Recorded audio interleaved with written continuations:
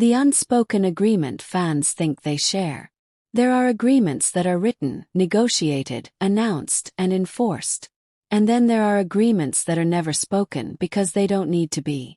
The one fans believe Freen and Becky share belongs to the second kind. No statements, no confirmations, no public rules, just a pattern, consistency, a quiet understanding that seems to guide how they move around each other and around the world watching them. And the reason fans keep talking about it is simple. It feels real. Where the idea of an unspoken agreement came from. Fans didn't invent this idea overnight. It didn't come from a single interview or moment. It formed slowly the way trust does, through repetition. People noticed that. And neither of them contradicts the other publicly. And neither rushes to explain moments that spark conversation. And neither uses the bond as leverage for attention. And neither distances themselves when speculation grows. Over time, these choices stopped looking accidental. They started looking coordinated. Not in a planned way, but in a mutually understood one. That's where the idea was born. Not a strategy. A shared instinct. What fans sense isn't a PR agreement. Those are loud, stiff, and easy to spot. This feels different. It feels like two people who instinctively know where the line is, and trust each other not to cross it. No one rushing to clarify. No one overcompensating with distance. No one turning closeness into a performance. Just restraint. And restraint is rarely taught. It's usually shared. The agreement to never turn connection into content. One of the strongest beliefs fans hold is that Freen and Becky have silently agreed on one thing above all else. Whatever this bond is, it will never be used. Not for headlines. Not for teasing. Not for clout. Not for control. In an industry where relationships are often monetized, exaggerated, or packaged, this refusal stands out. They let the work speak. They let the moments exist. And they stop there. That boundary feels intentional and mutual. How they protect each other without announcing it. Protection doesn't always look like defense. Sometimes it looks like choosing neutral language when answering questions. Redirecting attention instead of correcting assumptions.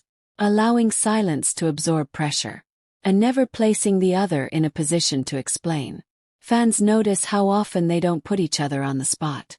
That kind of care suggests agreement. Not to expose, not to define, not to force clarity where it doesn't belong. The agreement to stay consistent. If something were exaggerated, it would escalate. If something were fake, it would fluctuate. If something were fragile, it would crack under pressure. Instead, fans saw steadiness. The same tone. The same ease. The same boundaries. Consistency over time creates trust. And trust implies coordination, even when nothing is spoken aloud. Why fans believe they talk about it privately. Another reason the unspoken agreement feels believable is because it doesn't feel unresolved. There's no awkwardness. No visible tension. No sense of avoidance. They don't behave like people navigating confusion.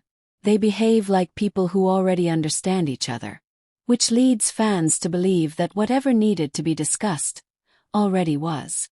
Privately, respectfully, without an audience. The agreement to let people think what they want. Perhaps the most controversial part of the perceived agreement is this. They don't try to control interpretation. They allow people to read closeness as closeness. They allow disagreement. They allow projection.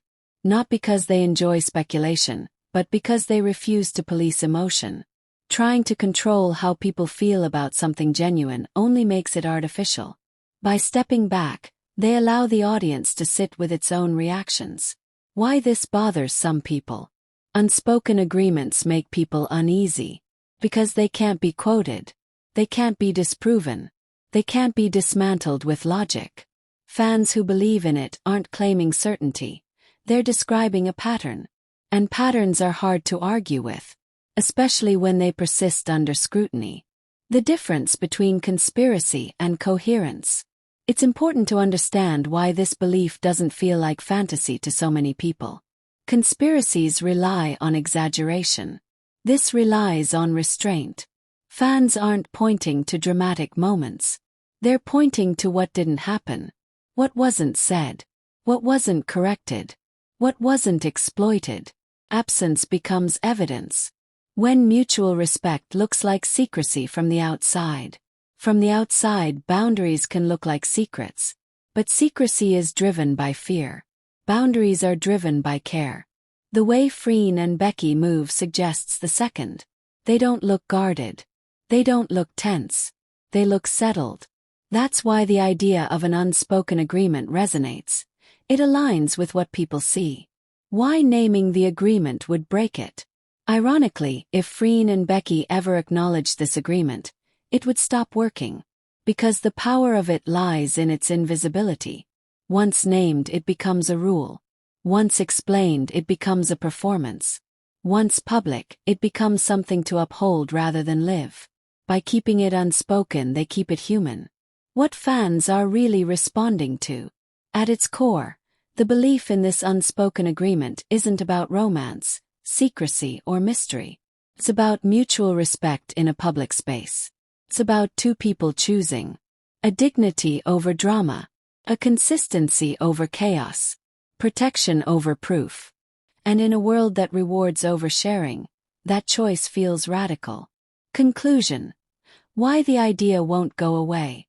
Fans think Freen and Becky share an unspoken agreement because everything about their dynamic suggests alignment without performance.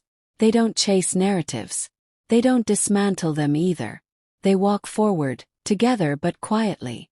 And whether the agreement is real or simply perceived, one thing is undeniable. Whatever exists between them is being handled with care. Not explained. Not defended. Not displayed. Just protected. And sometimes the strongest agreements are the ones no one ever hears because they were never meant to be.